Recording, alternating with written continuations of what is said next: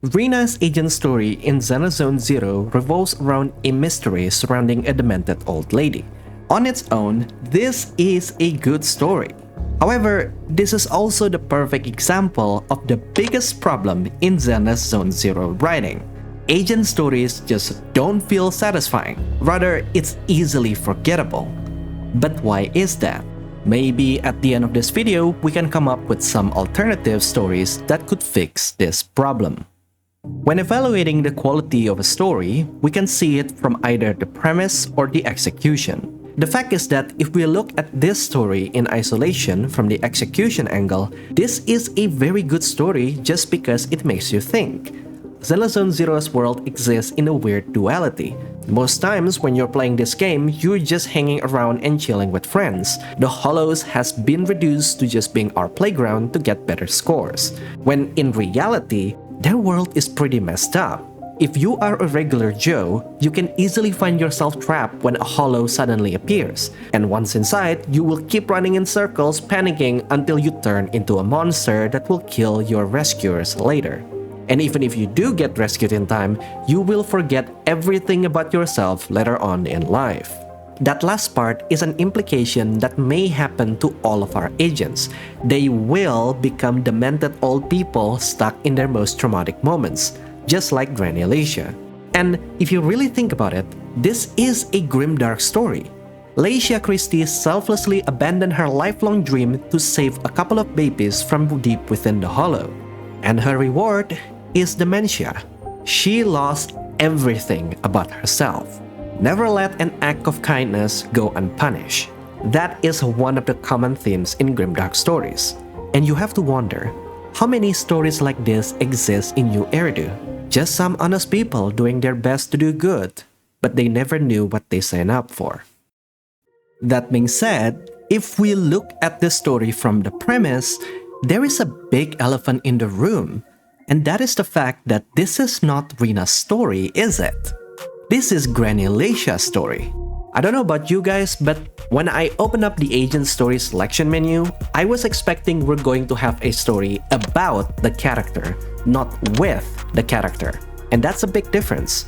I wanted to learn more about RINA through a dedicated story centered around her. I want to see different sides and depths of a character that couldn't be shown in the main story. I want to understand her way of seeing the world and what makes her unique when compared to other characters in the game. Heck, maybe we can learn who is RINA when she's not working as a maid, and what she really feels about herself when nobody is watching.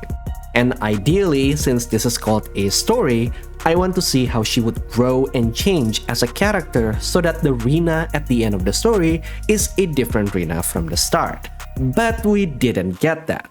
We did learn a couple of interesting facts like how she is a professional when dealing with difficult people, how she is well connected, or that she has mastery over different skill sets, except for cooking.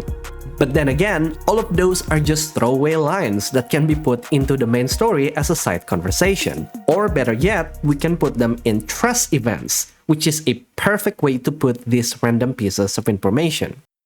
To be clear, I'm not saying that these kinds of stories about NPCs shouldn't exist. I'm just saying that agent stories, by its own name, should be about the agents. Ideally, you can put Granny Alicia's story as one of the side quests, something more meaningful than just going back and forth between two NPCs doing nothing. This problem kinda links into a bigger topic about HoyoVerse's weird choice when it comes to character story quests. Some people call this problem the NPC story quest problem. I would have thought that these character stories are made as a part of a promotional content.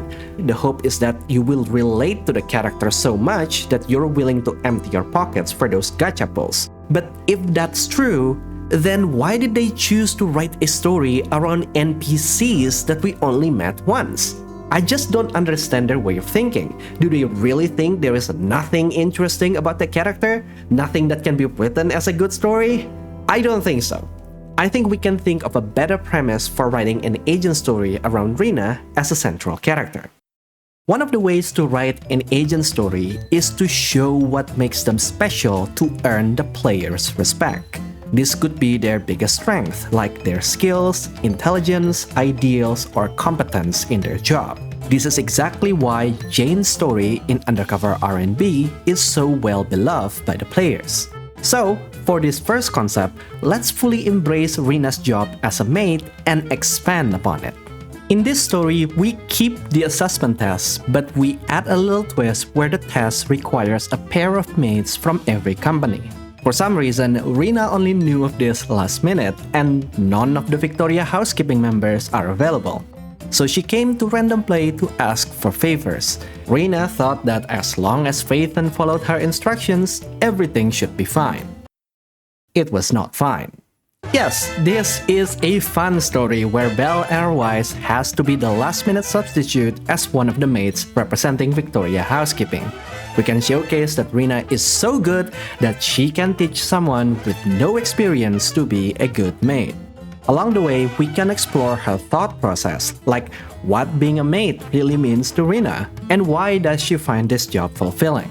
We could also learn more about the housekeeping industries in New Eridu. We can finally have an answer on why do maids need to carry weapons and clear out hollows as part of their job descriptions. Another way to do an agent story is to dive deep into their character beyond the surface. We already know that Rina is a good maid, so tell us something new and interesting about her beyond what we already know from the main story. This could be done by putting her into unfamiliar situations, or playing on her dynamics with another character, or telling us an origin story.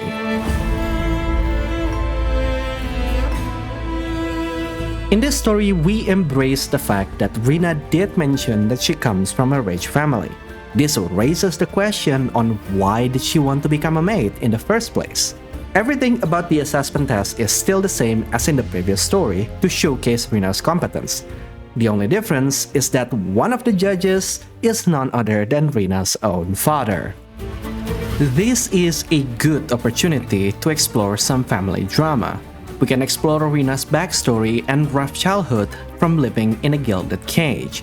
Perhaps Rina became a maid as a sign of rebellion to dissociate from her father's wealth and arrogance that may have led to her mother's death. And now for a wildcard idea. We can approach writing a story from her unique quirks and create some character growth, laced with some comedy and a little bit of tragedy. We have been told that Rina can do anything except for cooking, but we never get an explanation as to why. The truth is that Rina became a maid because she wants to help fund her mother's small restaurant by the roadside, which oddly enough never seems to become popular. When FeyHunt came to visit, they immediately understood why. Her family has a different idea of deliciousness.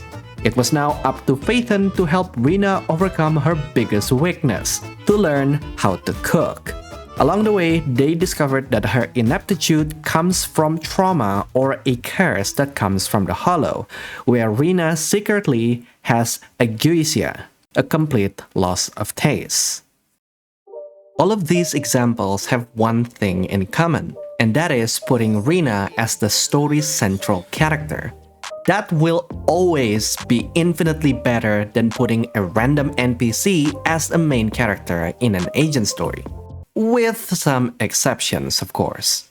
There are still several more points I want to discuss when making a good agent story, but I think we should save that for the future video.